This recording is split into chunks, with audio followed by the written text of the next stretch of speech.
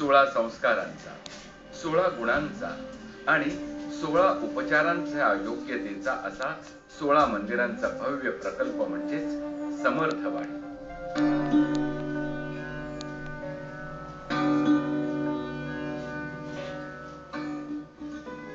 हेमाडपंथी पद्धतीने बांधण्यात आलेलं हे मंदिर वैशिष्ट्यपूर्ण आहे.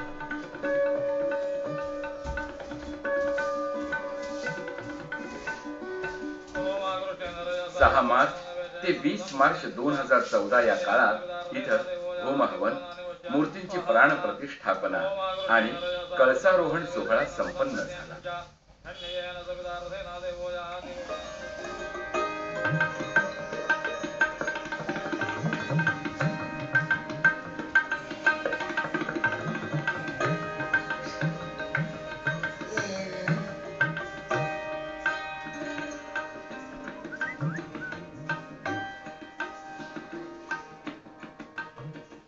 या सोहळ्यासाठी दूर दूरहून साधक आले. नोंदणी करून पुढच्या कार्यक्रमाला सखा आणि सखी सिद्ध झाले.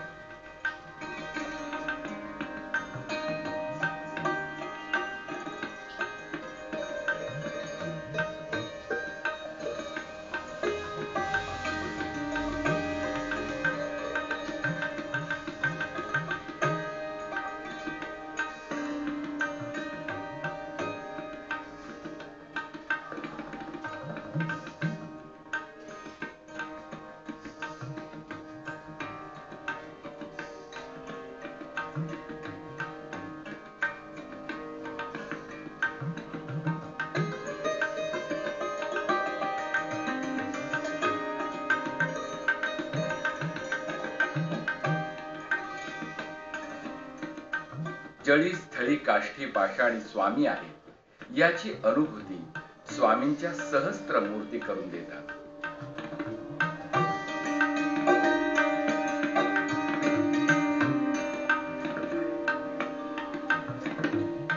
मंदिराच्या वाटेवर गुरुगीतेतील वचने वाचत वाचत आपण प्रवेश करतो. तिथूनच पावित्र्य आणि मांगल्याची जाणीव होते.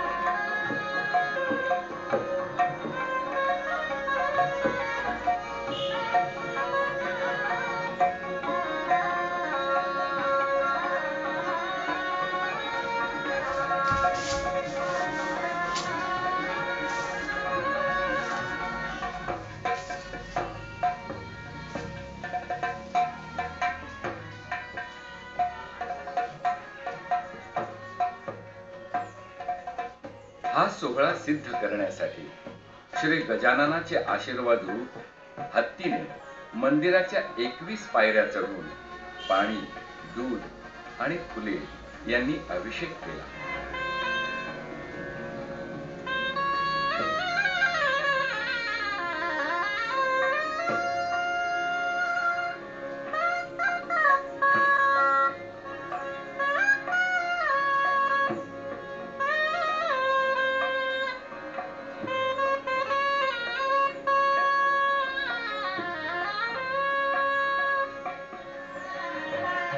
त्यानंतर श्रीफळ वाढवले आणि त्याचा प्रसाद या मंदिराचे संकल्पक आणि संस्थापक श्री स्वामी सखा सुमंत सरस्वती यांच्या हाती दिला.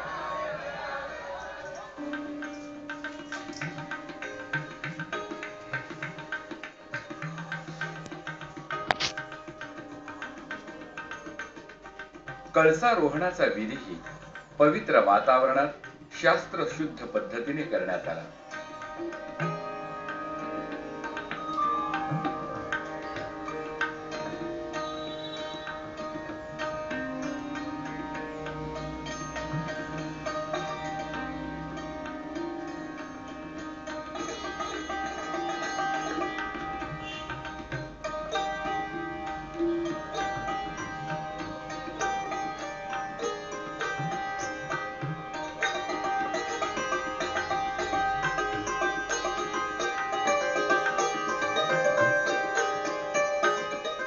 कळस म्हणजे पंचमहाभूतांची शक्ती एकत्रित करून गाभाऱ्यात येणाऱ्या भक्तांना ती अंश रूपाने, आशीर्वाद रूपाने वाटण्याचे मुख्य साधन.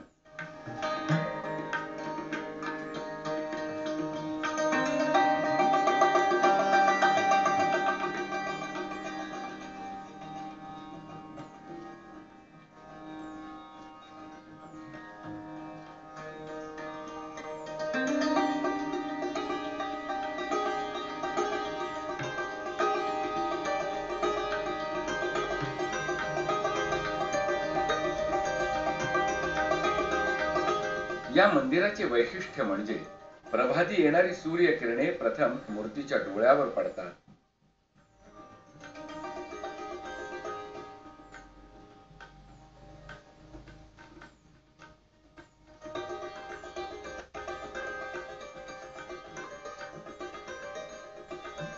मग संपूर्ण मंदिर भरून टाकतात.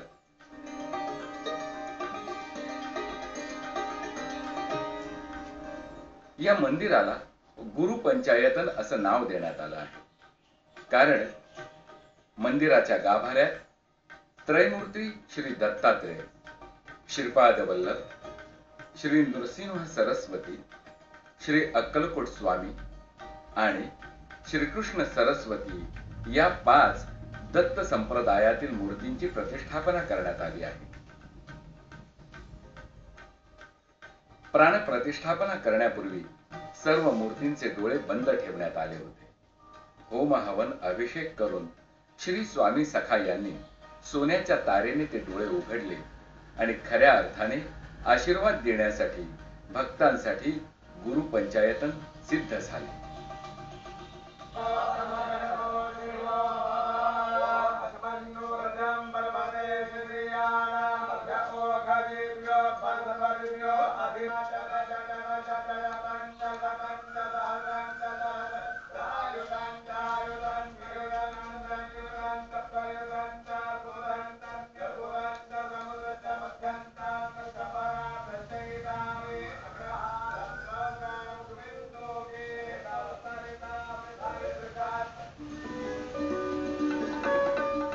गोशाळा, देवनगरी यांना भेट दिली की निघताना आपण तणावमुक्त झाल्याचं लक्षात येतं.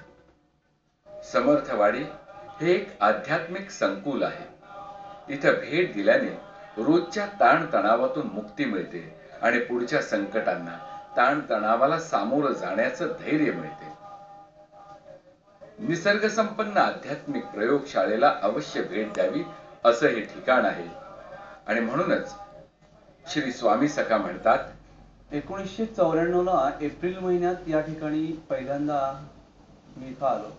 साधारणतः 21 गुंठे जागा खरेदी केली आणि ह्या संपूर्ण स्थानाला सुरुवात केली. यामध्ये माझा उद्देश असा होता की मुंबईत येऊन सुधारित म्हणणाऱ्या दुनियेला सुधारित अध्यात्म सांगायचं. आणि ते कसं सांगायचं? सहज अध्यात्म सांगताना 2 गोष्टी महत्वाच्या असतात. एक म्हणजे या सध्या समाजातल्या मनुष्याला मिळणारी सवड, आणि ही सवड म्हणतात ना, आवडीशिवाय मिळत नाही. पण मी या सवडीला एक निवड लावली आणि मग निवड करायला सुरुवात केली. म्हणजे समजा माझ्याकडे 10 लोक आले समूह निदेशकाला आणि मला जर ते म्हणले की काहीतरी मला किरकोळ असा सहज प्रश्न विचारला मार्गदर्शनाचा, तर मी सांगताना 10 लोकांमधला एक निवड करायला लागलो की ज्याला सवड आहे, आवड आहे. अशी निवड करता करता साधारणतः 3 वर्ष गेली. 94, 95 आणि 96. आणि 96 पर्यंत माझे 3 प्रयोग सक्सेस झाले. मी 3 प्रयोग केले. त्यातला पहिला प्रयोग जो केला तो हा प्रयोग आहे. ही जी दिसती ही प्रयोगशाळा, याला मी वायू प्रयोगशाळा म्हणतो, वात प्रयोग. आता वायू म्हणजे काय? तर आपल्या शरीरामध्ये 10 वायू आहेत, 5 उपवायू आहेत आणि मुख्य 5 वायू आहेत: प्राण, अपान, व्यान, उदान आणि समान. तर विज्ञानात याला आम्ही 10 वायूला मरुत म्हणजे वारा, त्याची शक्ती म्हणजे मारुती. कालाय तस्मै नमः. मी त्याचा विचार केला आणि मी विचार केला की मरुत म्हणजे वारा, त्याच्यामध्ये शक्ती भरलेली आहे. ती कुठली? तर पंचमहाभूतातली. त्यातली एक शक्ती भरलेली ही इकारांत शक्ती म्हणजे मारुती. तिसरं पंचमहाभूत म्हणजे पाणी, आणि त्याला मी अडवायला सुरुवात केली. आता याला आपल्या भाषेत आता सध्या म्हणतात पाणी